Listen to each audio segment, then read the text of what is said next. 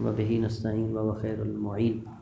وہ بحث ہماری انسان شناسی کے عنوان سے جاری تھی اور امور فطری کی خصوصیات بیان ہو رہی تھی کہ فطری امور کی خصوصیات کیا ہیں، کہ چند ایک کی طرف اشارہ کیا تھا کہ ان خصوصیات سے پہچانا جاتا ہے ہر فرد بشری کہ اگر ان خصوصیات کا حامل ہے تو پتہ چلتا ہے کہ یہ فطرت کا حامل ہے، اور اگر وہ خصوصیات نہ پہچانتا ہو تو اس کو صرف متوجہ کرنے کی ضرورت ہوتی ہے، اس کے لیے برہان یا دلیل کو قائم کرنے کی ضرورت نہیں ہے۔ مطلب دوم یہ ہے کہ امور فطری کون کون سے ہیں، کن کو ہم کہیں کہ یہ امور فطری ہیں۔ اب خصوصیات سب وہ رہیں گی، عرض کیا تھا کہ امور فطری ہمگانی ہیں، یعنی سب کے اندر ہوں گے، قابل کسب دو قابل کسب نہیں ہوں گے، زور نہیں لگانا پڑے گا، حاصل نہیں کرنا پڑے گا، سیکھنا نہیں پڑے گا، موجود ہے، قابل استدلال بھی نہیں ہے۔ اب وہ امور فطری کون سے ہیں، چند ایک طرف اشارہ کرتے ہیں، البتہ بقیہ بحث کو آپ خود پھر جا کر لابلائے کتب میں تلاش کر سکتے ہیں۔ سب سے پہلا فطری امر کہ جو جمیع بشریت کے اندر جاری ہے فطری امر کے طور پر، عدالت خواہی ہے، یعنی کوئی بھی فرد بشری اس سے مستثنا نہیں ہے۔ عدالت ایک ایسی چیز ہے جو فطری امر ہے، اور فطری امور تمام بشریت کے اندر موجود ہوتے ہیں۔ بس عدالت سے محبت کرنا، عدالت خواہ ہونا، عدالت کا تقاضا کرنا، عدالت کا مطالبہ کرنا، یہ فطری امر ہے۔ اس کے لیے مسلمان، یہودی، عیسائی ہونے کی ضرورت نہیں ہے، بشر ہے تو اس کے اندر یہ فطری امر موجود ہوگا کہ ہمیشہ عدالت خواہ ہوگا۔ اور جہاں پہ بھی آپ عدالت کے مقابلے میں ظلم دیکھ رہے ہوں گے وہیں پہ وہ احتجاج کرے گا، اٹھ کھڑا ہوگا، اور یہ احتجاج کرنا اس بات کی دلیل ہے کہ یہ ابھی اپنی فطرت پر باقی ہے۔ بس عدالت من جمیع الجہات، عدالت ایک فطری امر ہے۔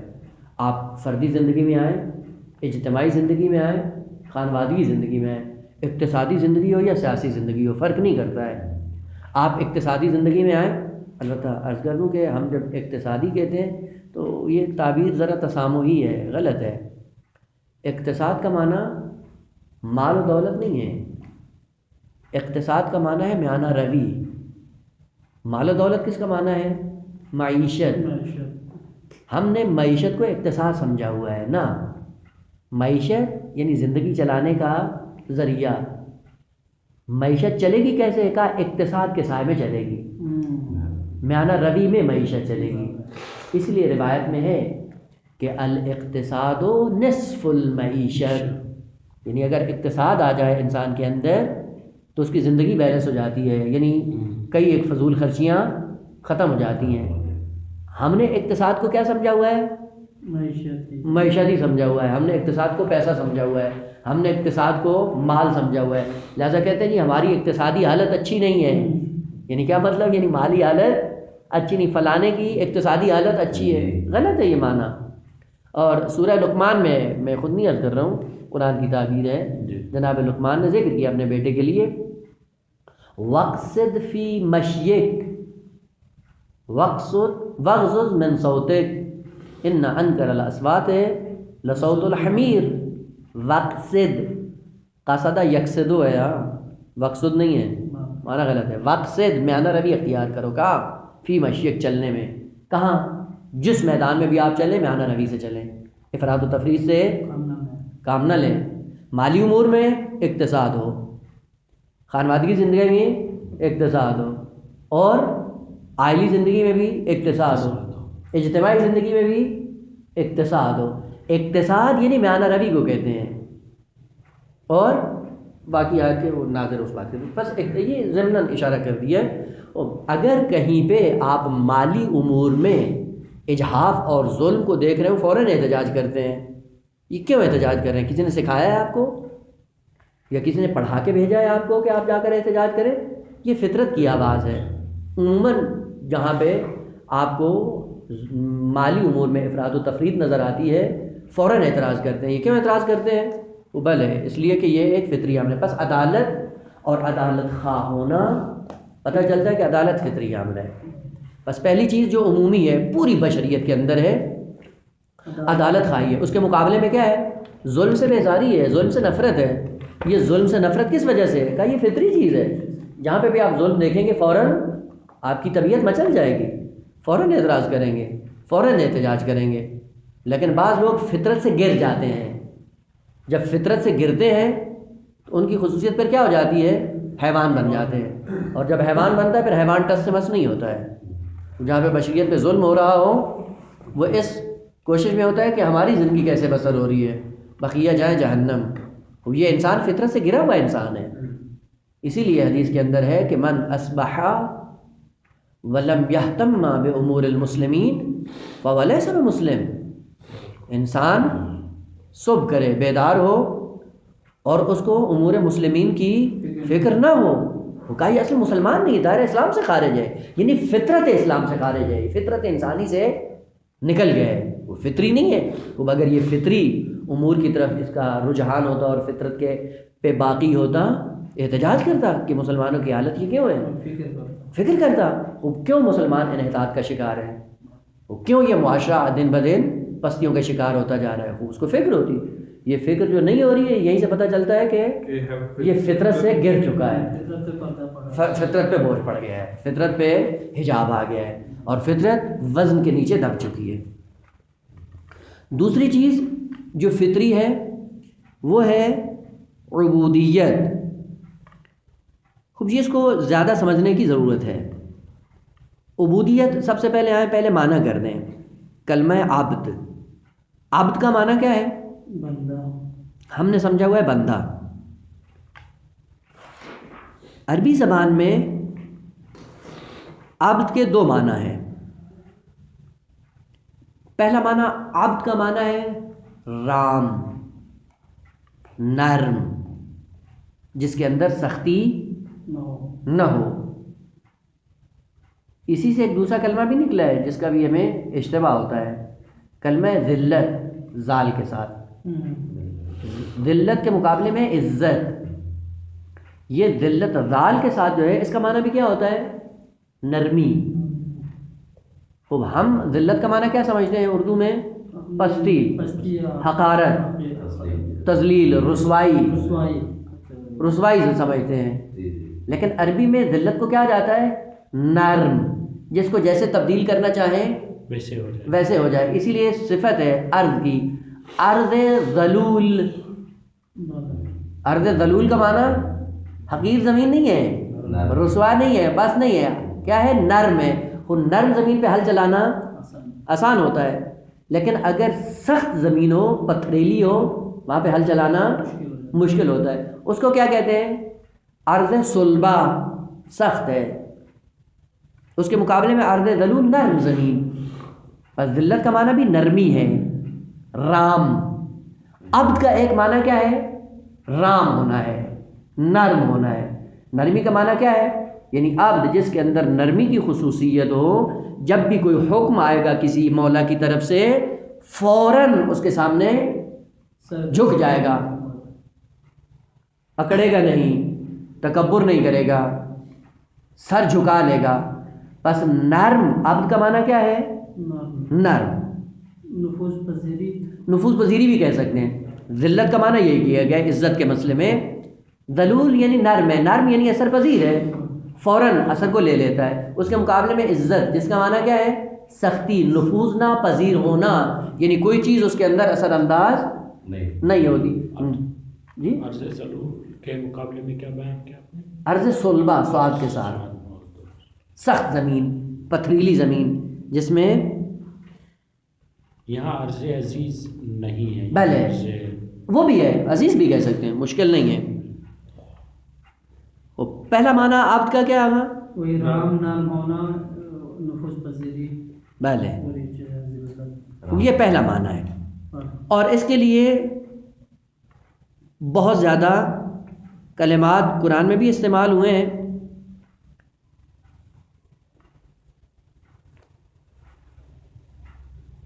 دوسرا معنی عبد کا معنی کیا ہے؟ دوسرا معنی بالکل اس کے اپوزٹ ہے. عبد کا معنی کیا ہے؟ سخت، انتہائی سخت، جو کبھی بھی مڑنے والا نہ ہو، وہی صلبہ والا. عبد ایسا کلمہ ہے جو مشترک لفظی ہے، کبھی رام کے لیے استعمال ہوتا ہے، کبھی سختی کے لیے استعمال ہوتا ہے. اسی لیے پتھر کی ایک خصوصیت ذکر جاتی ہے، پتھر کو بھی عبد کہتے ہیں. عجیب بات ہے، یہ نئی بات ہوگی. کیوں پتھر کو عبد کہتے ہیں؟ جھک جاتا ہے. ہاں، اس کے اندر سختی ہے. سختی کیا بیان کرتی ہے؟ یعنی جھکتا نہیں ہے. جس سے عبد کا معنی کیا ہے؟ انکار کرنا. انکار کس کی وجہ سے ہوتا ہے؟ سختی کی وجہ سے. سختی ہوتی ہے تو انکار ہوتا ہے، سختی نہ ہو تو انکار نہیں. اندر نرمی ہو تو پھر قبول ہو جاتا ہے نا. یہ انکار کس کا معنی ہے؟ اسی عبد کا معنی ہے، انکار کرنا، سختی ہونا، نہ جھکنا.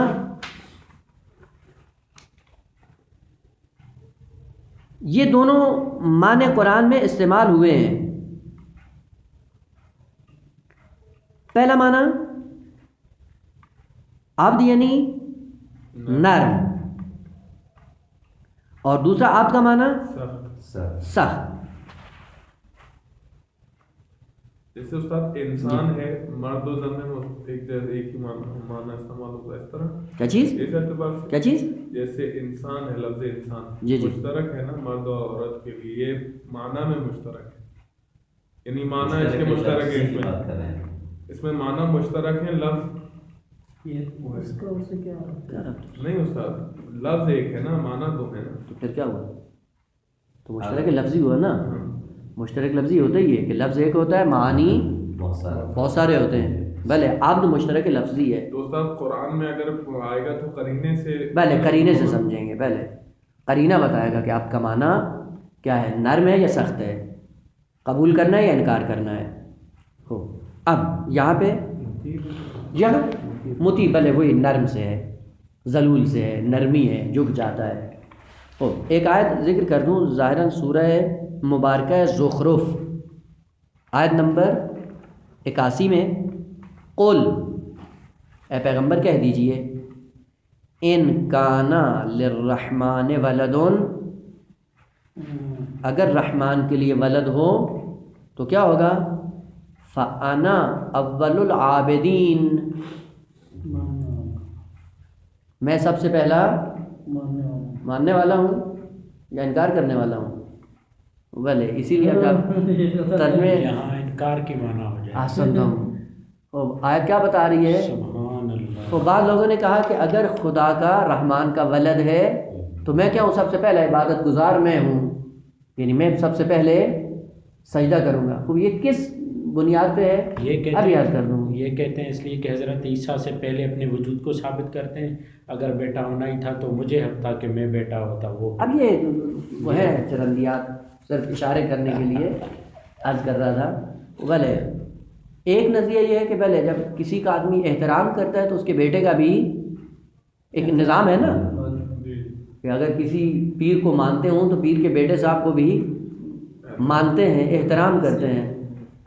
یہاں پہ علیہ باللہ یہ کہہ رہا ہے خدا، پیغمبر اسلام یہ کہہ رہا ہے کہ اگر خدا کا کوئی ولد ہوتا تو میں اس کی بھی عبادت کرتا. وہ کس اعتبار سے کہ خوب اگر خدا کا بیٹا ہے تو ظاہر خدا کے بیٹے کا احترام ہونا چاہیے، اور خدا کے بیٹے کا احترام کیا ہے؟ میں سب سے پہلے جھک جاتا نا. تو یہاں پہ عبد میں معنی نرمی نہیں ہے، عبد میں معنی قبول نہیں ہے، یہاں عبد معنی انکار ہے. قل ان کان للرحمن ولد، اگر رحمان کے اندر سلسلہ تولید شروع ہو جائے، فانا اول العابدین، سب سے پہلا انکار کرنے والا میں ہوں. ایسے خدا کو میں ماننے کے لیے تیار نہیں ہوں جس کا سلسلہ تولید ہو، جس کا بیٹا ہو، جس کا ولد. اصل سلسلہ تولید خدا کے ساتھ سازگار نہیں ہے. بس انا اول العابدین، سب سے پہلا انکار کرنے والا میں ہوں. یعنی ایسا خدا قابل پرستش نہیں ہے جو تولید رکھتا ہو، جو بیٹا رکھتا ہو. روایت سے تائید. بھلے اب اسی آیت کے ذیل میں آپ روایات جا کر دیکھیے گا کہ انشاءاللہ. مطلب اس میں اگر ماننے کی معنی کریں اول العابدین، یعنی اس بیٹے کو، اگر بیٹا ہوتے تو اس بیٹے کو جو ابھی میں انکار کر رہا ہوں ایسا کہ ہو رہا بیٹا ہونا، اس کو میں مانتا. یعنی نہ غلط ہے. یہی تو استاد یہی تو عرض کر رہا ہوں، کہا کہ ولد ہے کلمہ، ولد اب ولد کا معنی کیا عربی میں؟ تولید کا معنی کیا ہوتا ہے؟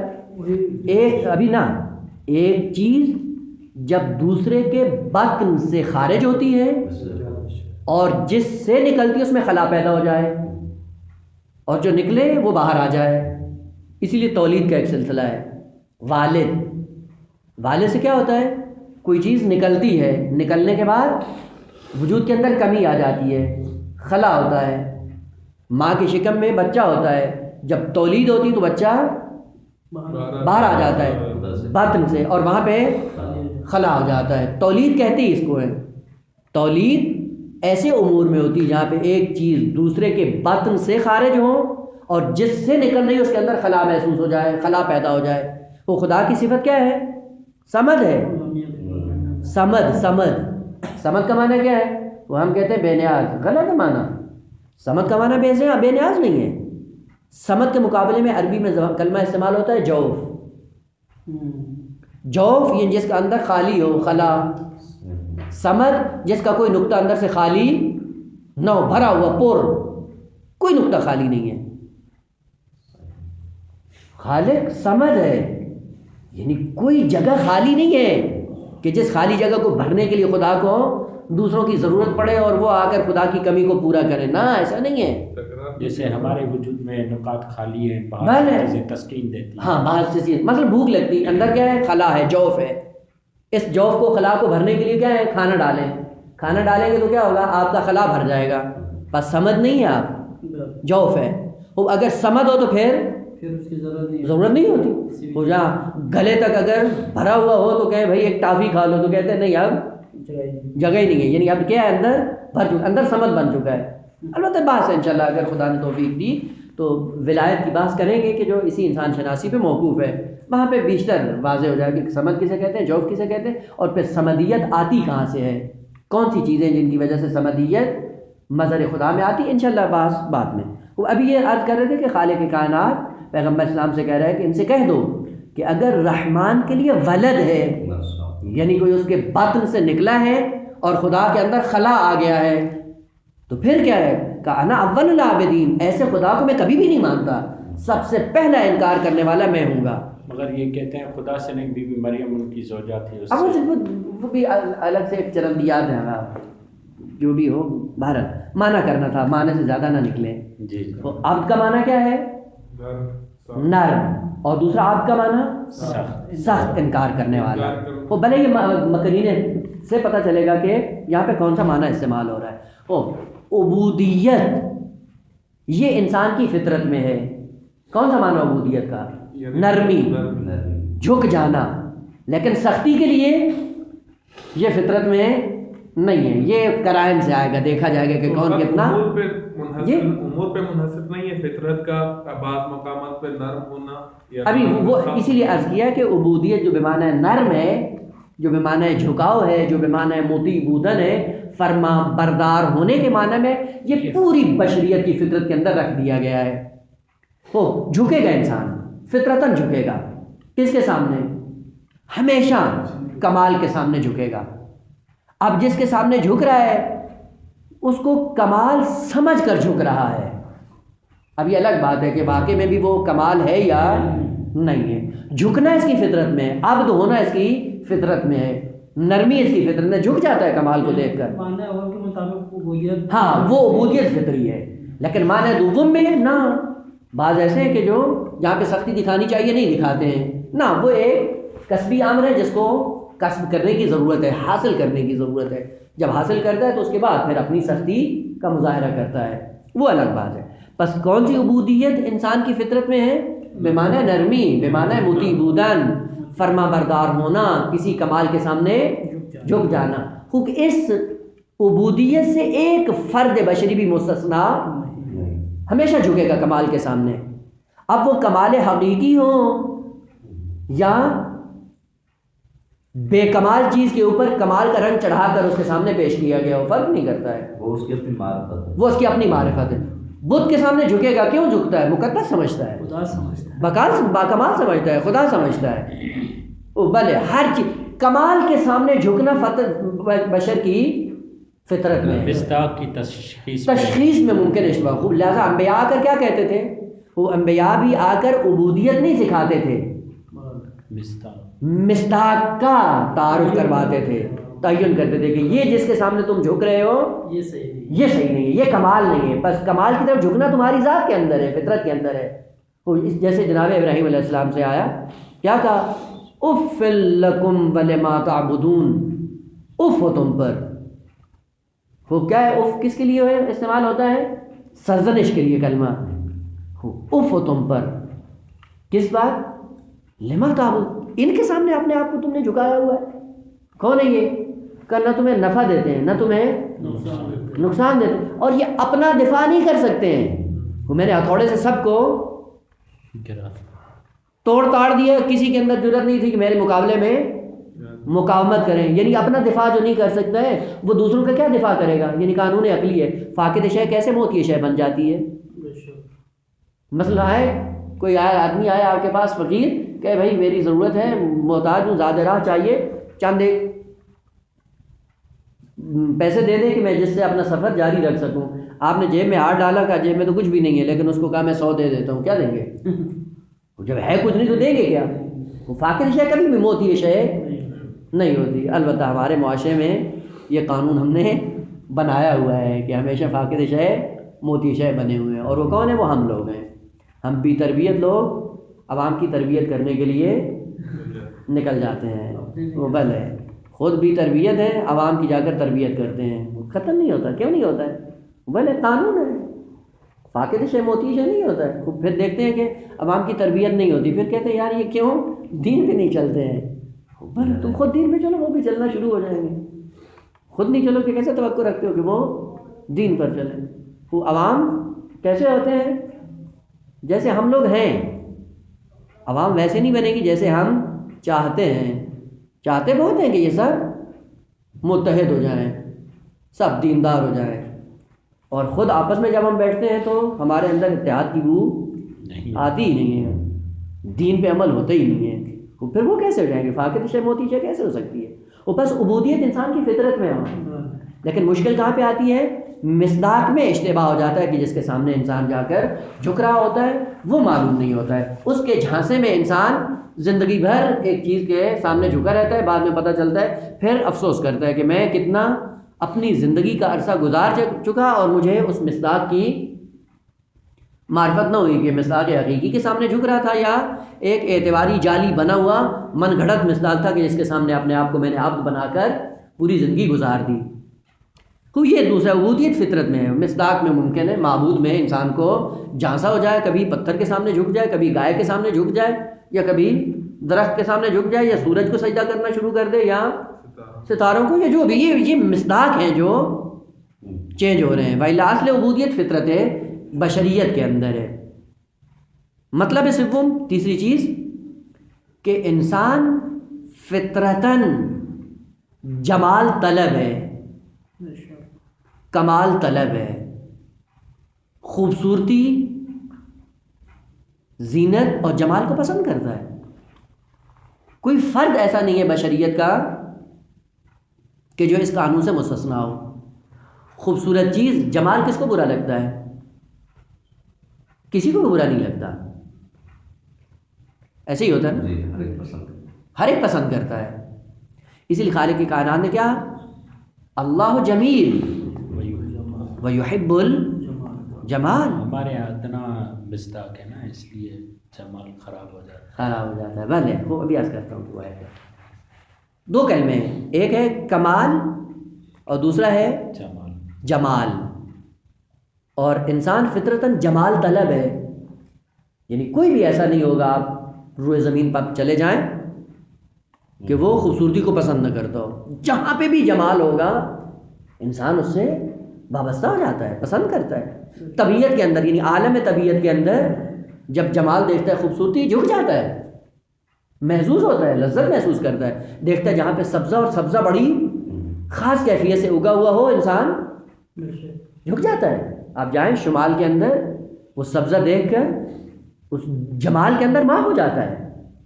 آپ جائیں ابھی ایران کے شمال میں، آپ جائیں یہ بندر انزلی چالوس، وہاں سے اگر آپ گزریں دیکھیں کہ درمیان میں شہر ہے، ایک طرف سمندر ہے نیلا سارا نظر آتا ہے، بائیں ہاتھ پہ دیکھے پہاڑ سب درختوں سے ڈھکے ہوئے، اور انسان جب دیکھتا ہے اس کی طبیعت بحال ہو جاتی ہے۔ کیا نظام ہے قدرت کا، ایک دفعہ طرف دیکھتے ہیں نیلا نیلا سارا نظر آ رہا ہوتا ہے جہاں تک نظر جاتی ہے، ادھر دیکھتا ہے سبزہ ہی سبزہ نظر آتا ہے، وہ جمال جہاں پہ بھی ہو انسان کو پسند ہے، جذب کر لیتا ہے، کھینچ لیتا ہے اصل خوب۔ ہمارے معیارات وہاں بھی مصداقات میں بھلے مصداقات کی وجہ سے خوب آج کل وہ جمال ہے کیا، جمال کمال کے مقابلے میں ہے۔ پھر کمال کیا ہے؟ ہر چیز کا کمال بحسب ہے، یعنی جس چیز کو بھی آپ دیکھیں گے اس کا کمال اپنی ذات کے مطابق ہوگا۔ اور کمال ہے کیا؟ کمال یہ ہے کہ اگر کسی شے میں آ جائے تو اس شے کی اہمیت میں اضافے کا باعث بن جاتا ہے۔ کمال جو کسی شے کی اہمیت میں اضافے کا باعث بنتا ہے، اگر ہو اس کی ویلیو ہے، اہمیت ہے، اور اگر نہ ہو تو اس کی اہمیت نہیں ہے۔ بس کمال ہمیشہ ہر شے میں اس کی اہمیت کے اضافے کا باعث بنتا ہے، ویلیو بڑھ جاتی ہے، قدر و منزلت میں اضافہ ہو جاتا ہے۔ اگر وہ ہے تو قدر و منزلت بڑھ جاتی ہے، اور اگر وہ نہ ہو تو اس کی کوئی ویلیو نہیں ہے۔ مثلا اسی لیے آپ پتہ چلتا ہے کہ علم کمال ہے یا نہیں ہے، وہ جس میں آ جائے اس کی ویلیو بڑھ جاتی ہے، اور جس میں یہ نہ ہو اس کی کوئی عزت نہیں ہے۔ لہذا ایک شخص جو عالم ہے اس کے مقابلے میں جاہل ہو، وہ کس کی اہمیت زیادہ ہے؟ کس وجہ سے؟ اس کمال کی وجہ سے۔ بس کمال نے آ کر اس شے کی اہمیت دو چندان کر دی، بڑھا دی۔ تقویٰ کمال ہے یا نہیں ہے؟ کمال ہے، کیوں؟ جس میں آ جاتا ہے اس کی ذات میں اہمیت بڑھ جاتی ہے، وہ جس کے اندر نہیں ہوتا فسق و فجور اس کی کوئی ویلیو نہیں ہوتی۔ ایک انسان عادل ہے، عدالت کی وجہ سے اس کی ذات میں اضافہ آ جاتا ہے۔ سخاوت کمال ہے۔ اب یہ جتنے بھی کمالات ہیں آپ ان کو دیکھ سکتے ہیں، یہ بعنوان نمونہ عرض کیے ہیں۔ وَإِلَّا جو چیز بھی کسی شے کی اہمیت میں اضافے کا باعث بنتی ہے وہ کیا ہے؟ اس کے لیے کمال ہے۔ اب بعض کمال ایسے ہیں جو اختیاری ہیں، بعض ایسے ہیں جو اجباری ہیں۔ سونا با کمال لگتا ہے عام مٹی کی نسبت، کیوں؟ کہ وہ خصوصیت جو سونے میں ہے وہ عام مٹی میں، بس اس کی وجہ سے اس کی اہمیت بڑھ گئی، عام مٹی کی یہ اہمیت نہیں بڑھی۔ فیروزہ، عقیق، یہ جتنے پتھر ہیں، بس اس کا مطلب ہے کوئی خاص کمال تھا جس کی وجہ سے ان کی اہمیت بڑھ گئی ہے۔ وہ اگر وہ خصوصیت ان سے سلب کر لیں پھر کیا ہوگا؟ اہمیت ختم ہو جائے گی، اہمیت ختم ہو جائے گی نا۔ بس بعض کمالات ہیں اجباری اور بعض ہیں اختیاری، فرق نہیں کرتا اجباری ہوں یا اختیاری ہوں، بالآخر کمال کی خصوصیت کیا ہے؟ کمال ہے کہ وہ شے کی اہمیت کا باعث بنتا ہے، جس میں آ جاتی ہے اس کی خوبصورتی میں اضافہ ہو جاتا ہے، مطلوب ہو جاتا ہے، انسان اس کو طلب کرنے کی کوشش کرتا ہے، اپنے آپ کو اس سے متصل کرنے کی تگ و دو میں ہوتا ہے۔ کیوں؟ کہا کہ اس کے اندر ایک اہمیت بڑھ گئی ہے، اس اہمیت کی وجہ سے وہ مطلوب بن جاتی ہے، محبوب بن جاتی ہے۔ بس جس کے اندر کمال ہوتا ہے وہ حتمی محبوب ہوتا ہے، اور جس کے اندر کمال نہیں ہوتا وہ محبوب نہیں ہوتا۔ بس جو کمال ہے وہ شے کی محبوبیت میں اضافہ کرتا ہے۔ بس کمال جو شے کی محبوبیت میں، اس کی زینت میں، اس کی خوبصورتی میں، اس کی چاہت میں اضافے کا باعث بنتا ہے۔ وہ پھر جمال کیا ہے؟ وہ جمال بھی خوبصورتی ہی ہے، تو اس کے مقابلے میں جواب، لیکن فرق یہ ہے کہ کمال جو شے میں خوبصورتی کا سبب بنتا ہے، وہ کمال یا وہ جو خوبصورتی کا چیز سبب بنتا ہے، جب تک وہ مخفی رہے وہ کمال کہلاتا ہے، جب تک چھپا رہے وہ کمال ہی کہلائے گا، لیکن جس دن وہ ظاہر ہو جائے جمال کہلاتا ہے۔ تجلی ہو جب تجلی ہو جائے پھر کیا ہو جاتا ہے؟ جمال بن جاتا ہے۔ ظاہر ہونے اور مخفی میں متضاد ہے۔ ہاں، بس ظاہر ہونے اور مخفی ہونے میں فرق ہے۔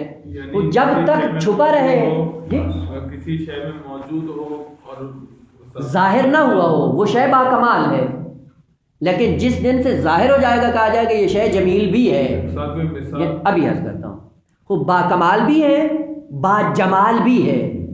خوب حدیث ہے کہ کن تو کنزن مخفیہ فاحببت ان اعرف فخلقت خلقا لکی اعرف، میں ایک خزانہ تھا مخفی، چھپا ہوا، میں کمال ہی کمال تھا، جتنے کمالات تھے سارے میرے اندر تھے، کسی کو پتہ نہیں تھا، تو میں نے چاہا کہ اپنے کمال کو جمال میں تبدیل کروں، ظاہر کروں، اظہار کروں اپنے کمال کا۔ پھر کیا کیا؟ میں نے ایک مخلوق کو خلق کیا۔ اس مخلوق نے کیا کیا؟ اس مخلوق نے میرے کمالات کو اپنے وجود میں سما کر جب بشریت کو، کائنات کو بتانا شروع کی، میرا جمال ظاہر ہو گیا۔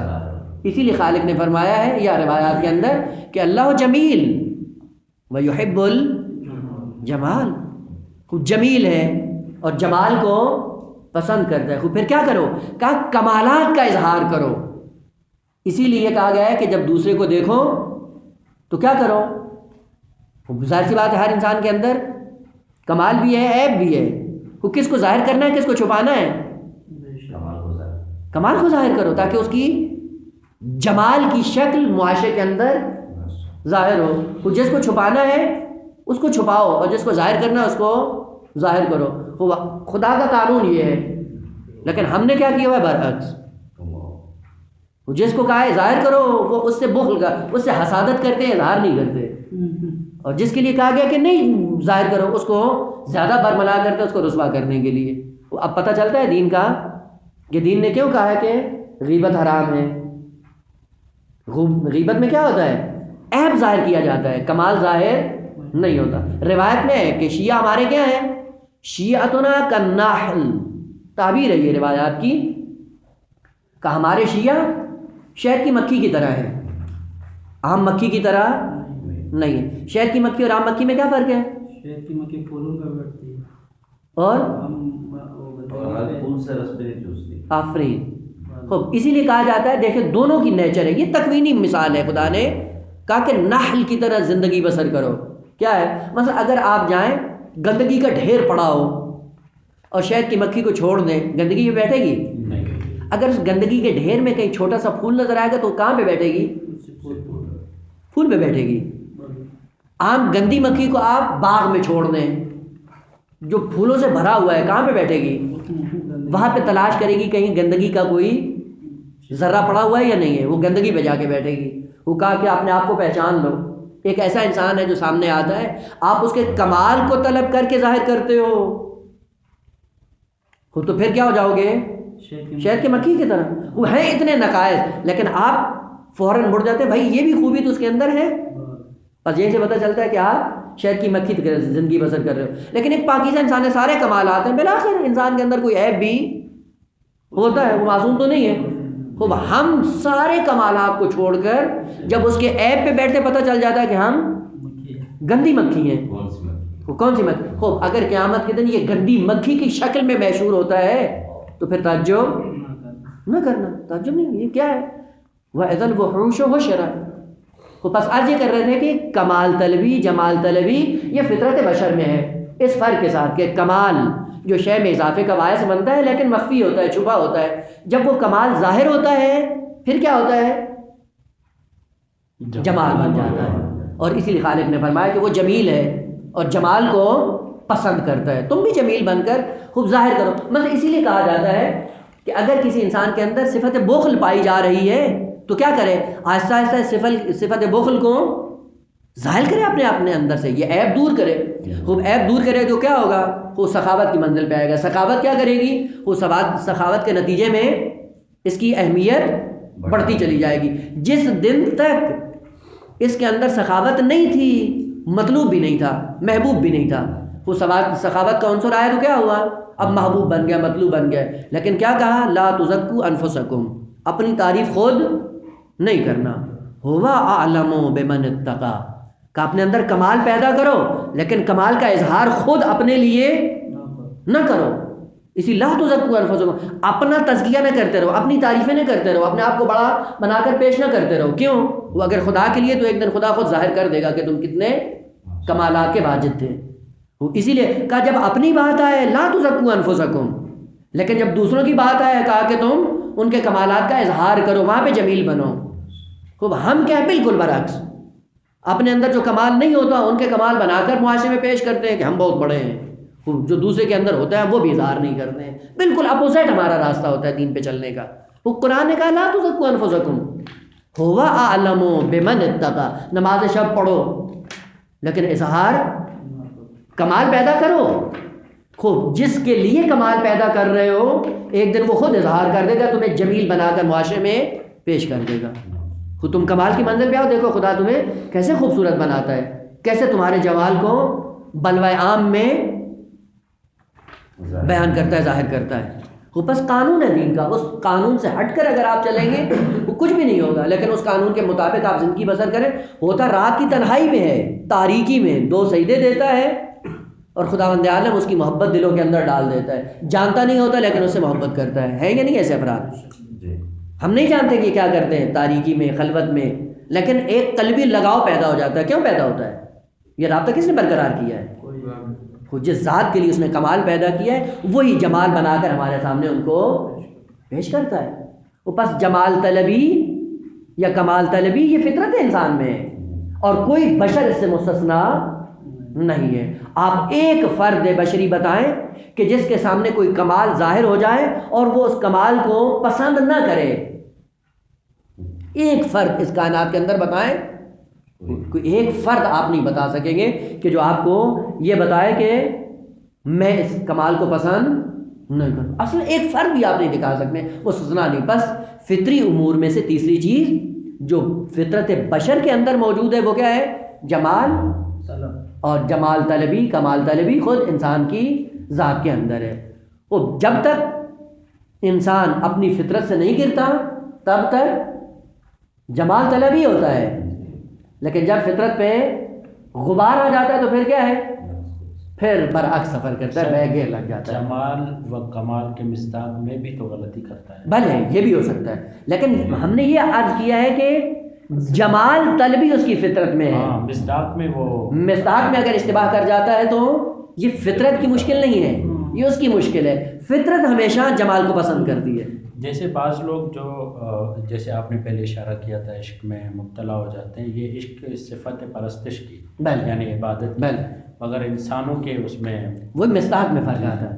وہ بعض لوگ شہوت کو عشق کہتے ہیں، جی وہ یہ غلط ہے. وہ آپ نے شہوت کو عشق کی جگہ پہ بٹھا دیا ہے، جبکہ عشق شہوت نہیں ہے، عشق مفہوم دیگر ہے. مصداق میں جھانسا ہو سکتا ہے، لیکن آپ یہ کہیں کہ کوئی انسان جمال کو پسند نہ کرتا ہو، یہ ممکن نہیں ہے. بس فطری امور ان کی خصوصیت کیا ہے؟ فطری امور کی کہا کہ جتنی بھی بشریت کے مصادیق ہیں ان میں سے کوئی مصداق اس سے مستثنا نہیں ہے، سب اس کے طالب ہیں. وہ جب سب طالب ہوں گے، اب ان میں بعض کی طرف اشارہ کیا کہ یہ امور فطری کہلاتے ہیں. البتہ اور بھی ہیں کہ انشاءاللہ آپ مطالعہ کریں، مطالعے کے نتیجے میں اور بھی مسائل سامنے آئیں گے کہ یہ چیزیں فطری البتہ لا بلائے کلام میں ذکر ہوئے ہیں، لیکن وہ خصوصیات جو فطری امور کی ذکر کی تھیں انہیں فطری امور کو پہچاننے کے بعد آپ ان امور فطری کی ایک لسٹ بھی اگر آپ بنانا چاہیں تو بنا سکتے ہیں، کوئی مشکل نہیں ہے. آج یہ کیا تھا کہ فطری امور کیا ہے؟ ہمگانی ہے، یعنی کوئی فرد بشری ان سے مستثنا. اگر کہیں پہ استثناء آپ کو نظر نہ آئے پتہ چل جائے گا کہ یہ امر فطری ہے. یہ بھی ہے حقیقت کی تلاش، بلے تخلیق و ایجاد، بلے یہ اور پھر نیکی و فضیلت کی طرف اب سب یہ سارے یعنی جس سے کوئی بھی بلے جس سے کوئی فرد بشری مستثنا نہ ہو اور پوری بشریت کے افراد اس کے طالب ہوں، پتہ چل جائے گا کہ یہ فطری امر ہے، امور فطری. بعض کی طرف اشارہ کیا ہے اور فقط اس لیے کہ بعض کا رخ پتہ چل جائے کہ یہ چیزیں ہیں. اور ہو سکتا ہے مثلا کہیں پہ خالق کائنات امور فطری کو بیان کرنے کے لیے فطرت کو اجاگر کرتا ہے. مثلا ظاہراً سورہ یونس میں اگر اشتباہ نہ کروں، قل هل من شرکائکم من یہدی الی الحق، یہ جن کو تم نے خدا کا شریک بنایا ہوا ہے ان میں سے کوئی ایسا ہے جو حق کی رہنمائی کر سکے؟ یعنی جن جن چیزوں کو تم نے خدا کا شریک ٹھہرایا ہوا ہے ان میں کسی ایک میں صلاحیت ہے کہ جو حق کی ہدایت کر سکے. قل اللہ یہدی للحق، کہہ دو اے پیغمبر کہ حق خدا ایسا ہے جو حق کی رہنمائی کرتا ہے، اور یہ شرکاء جن کو تم نے بنایا ان کے اندر یہ صلاحیت نہیں. فوراً فطرت کو اجاگر کر کے سوال کیا. افمن یہدی الی الحق احق ان یتبع امن لا یہدی، آیا یہ فطرت کی آواز نہیں ہے کہ وہ جو ہادی حق ہو اور وہ جو ہادی حق نہ ہو، ان میں فرق ہونا چاہیے؟ نہیں. وہ کون مطبوع ہو، کس کے سامنے جھکو؟ وہ جو حق کی رہنمائی کرتا ہے اس کے سامنے جھکو. جو حق کی رہنمائی کرنے کے قابل نہیں ہے، یعنی خود ہی محتاج ہدایت ہے، خوب اس کو تم جب اپنا مطبوع بنا کو کہاں پہنچو گے؟ محتاج سے کیا ماننا ہے؟ محتاج سے کیا ماننا ہے؟ وہ بس یہ فطرت کی آواز ہے. فطرت کی آواز بتاتی ہے کہ یہ دو مصداق ہیں، ایک مصداق حق ہے، دوسرا باطل ہے، اور فطرت میں ہم نے تمہاری رکھا ہے کہ ہمیشہ حق کی طرف بڑھو گے، باطل سے آپ کو نفرت ہوگی. دوسری جگہ بھی ہے نا، اس سے پوچھا گیا تمہارا خالق کون ہے، کہتے ہیں اللہ، پھر بتوں کو کہتے ہیں وسیلہ. ہاں وہ بعد والی بات ہے. وہ خالقیت فطرت میں ہے جی، لیکن معاد میں کیا کہا؟ وہ بھی فطرت میں ہے، لیکن جھانسا کہاں پہ آتا ہے؟ مانتے کیوں نہیں ہیں؟ وَجَحَدُوا بِهَا وَاسْتَيْقَنَتْهَا أَنفُسُهُمْ، فطرت جانتی تھی، یقین رکھتی تھی، انکار کیوں کر دیا ہے؟ وہ بھلے اگر معاد کو قبول کرے تو پھر مسئولیت ہے، وہ مسئولیت پھر روکنے کی بات کرتی ہے، بھلے حیوانیت سے نکلنا پڑتا ہے، انسانیت کے راستے پہ آنے پڑتا ہے. اس لیے کہا کہ معاد فطرت میں ہے. وجحدوا بها، اس کا انکار کر دیا. واستيقنتها انفسهم، ان کے نفوس یقین پر تھے، یعنی فطرت میں ہے، فطرت سے خارج نہیں ہے. پھر انکار کیوں کرتے ہو؟ بھلے انکار اس لیے کرتے ہیں کہ اپنے آپ کو غیر ذمہ دار فرض کیا ہوا ہے. اگر معاد کا سلسلہ ہوگا کہ ایک ایسا ہے عالم جہاں پہ جا کے ہمیں سوال و جواب ہوگا اور سوال و جواب کے سامنے ہمیں لا کر کھڑا کیا جائے گا، تو یہ ذمہ داری لے کے آتا ہے. وہ ہم ذمہ داری کے لیے قبول کرنے کے لیے تیار نہیں ہے. بس فطری امور کا جس سے کوئی فرد بشری مستثنا نہ ہو. البتہ قرآن کی متعدد آیات ہیں، آپ ان کو تلاش کریں تو هل يستوي الذين يعلمون والذين، وہ علم طلبی فطری ہے. کون ایسا انسان ہے کہ جو علم سے بھاگتا ہے؟ ام نجعل المتقین کالفجار، متقی اور فاجر ایک جیسے ہیں؟ پتہ چلتا ہے کہ متقی ہونا سب کو پسند ہے، فاجر ہونا کسی کو پسند نہیں ہے. وہ آیا حل تستوی الظلمات والنور، ظلمات اور نور برابر ہیں؟ نہیں، ایک مطلوب ہے ایک مطلوب نہیں. اور کوئی فرد بشری بھی آیا عام اور بصیر ایک جیسے ہیں؟ بصارت مطلوب ہے، نابینا پن مذموم ہے. کوئی ایسا انسان ہے جو بصارت کو ناپسند سمجھتا ہو اور نابینا پنے کو پسند سمجھتا ہو؟ کون ایسا؟ کوئی بھی نہیں. نمونے قرآن میں بہت زیادہ ہے کہ یہ تفاضل کے جو مراتب قرآن کے اندر بیان ہوئے، آپ ان کو جا کر دیکھیں گے تو وہیں سے پتہ چل جائے گا. لیکن وہ مین مطلب ہاتھ میں رہے کہ فطری امور سب سے پہلے ہمگانی ہے، دو قابل تحصیل نہیں ہے، فطرت میں رکھ کر خدا نے بھیجا ہے، قابل برہان بھی نہیں ہے، قابل استدلال بھی نہیں ہے، اور فطری مخلوق کے لیے دو راہ ہے. پہلے فطری مخلوق کے لیے دو راہ ہے، یعنی ان میں سے ایک کا انتخاب آپ کے لیے مفید ہے، دوسرا اس کے لیے نقصان دہ ہے. دوسرے کی طرف ٹائم ہمارا نکل گیا ہے، لیکن عرض کر دوں کل کی بات جو ہوگی وہ یہ ہے کہ ایک ہم نے فطری مخلوق کو بھی کسی حد تک پہچان لیا، اس کی خصوصیات بھی آ گئی، امور فطری بھی آ گئے. اب بات دیگر ہماری جو آگے بڑھے گی وہ یہ ہوگا کہ اس فطرت کے شعبے کتنے ہیں. بات دیگر کا رخ جو کل سے انشاءاللہ نیا رخ ہوگا کہ اس فطرت کے شعبے کتنے ہیں اور پھر ہر شعبے کی خصوصیت کیا ہے. یہ اس سے الگ ہے فطری امور سے، یہ فطری امور سے الگ ہے، یعنی کہ ایک الگ عنوان ہے فطرت کا کہ فطرت کے شعبے کتنے ہیں. اب ان شعبوں کو ایک ایک کر کے انشاءاللہ بیان کریں گے اور پھر ان کی خصوصیات کو عرض کریں گے، دیکھیں کہ کہاں تک پہنچتے ہیں. اللہم صل علی محمد و آلہ